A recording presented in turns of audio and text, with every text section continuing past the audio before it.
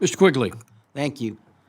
Mr. Secretary, I appreciate what the chairman is saying, and I think he'll tell you that he and I have a very solid history of bipartisan, pragmatic ways of trying to get things done.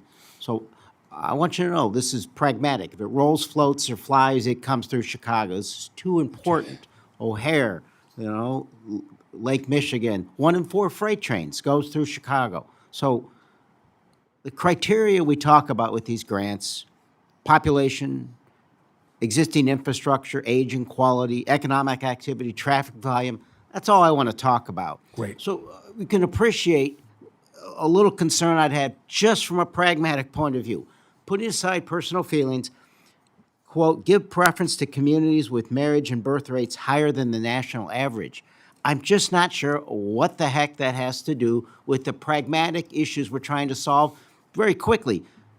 Numerous studies, Urban Institute analysis, census tracts with higher marriage and birth rates have more households with access to a car. They also feature a much higher share of residents who commute to Kurt while driving alone, who also a lower share of people who walk, bike, or take transit. We're actually, if you follow that, going to add to congestion issues and traffic volume and therefore pollution. It's sort of contra to the pragmatic aspects that we're trying to get done here. So a lot of transportation activity in Chicago. I think you now have a pope from Chicago, too, that you guys don't stop. But he's a Sox fan, so I digress. I hope he's not a Bears fan. That's all I can say. But I do think this is one factor to look at. And the reason I'm looking at... I mean, Mr. Scalise's 50th Louisiana, I suspect he might be concerned about this too, so it's bipartisan. So I appreciate, listen, by the way, I think infrastructure is bipartisan. This is probably one of the most bipartisan jobs you could get in the government because... Just tell me why marriage matters. Because I think if you look at marriage and birth rates, that's going to lead to future needs. Where you have families developing and where you have kids being born is where you're going to have population. And then when you have population, that's going to mean you're going to need infrastructure needs. But it's not the end-all, be-all. I'm not making decisions at the DOT based only on marriage and birth rates. I said that's a factor that we should consider for future growth. Back to the studies that show it does just the opposite, that those census tracts tend to be wealthier, frankly, more white, and less need of public transportation. So you're actually working against the need. They're more likely to drive in a car by themselves. I'm sorry, will you explain that to me? I'll give you the studies and the footnotes, but we'll start with the Urban Institute analysis.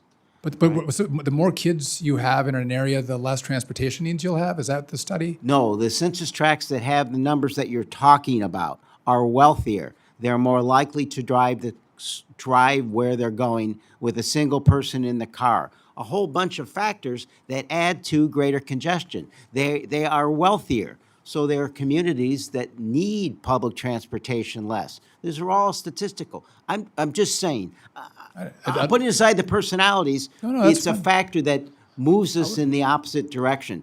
I'd love to. I'll look at the study, and I'd love to talk to you about it. But from just what I've seen with the data, it's not white families that are having more kids. It's other families that look like mine that are having a lot of kids.